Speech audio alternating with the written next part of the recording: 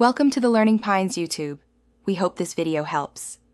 In this video, I will explain how to change an alternator in your vehicle. Before starting, safety is paramount. Always disconnect the negative battery cable from your battery to prevent any electrical shocks. Next, gather all your necessary tools, including a 13mm wrench, a ratchet, and a serpentine belt tensioner tool.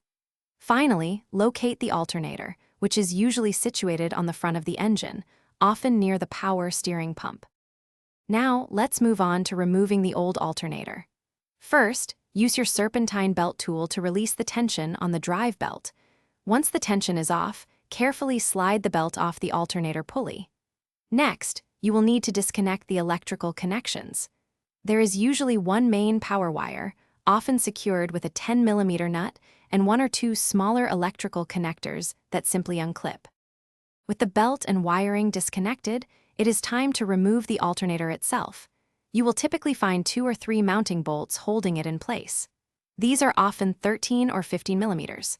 Carefully unbolt them, paying close attention to any spacers or washers, as they must go back in the same order.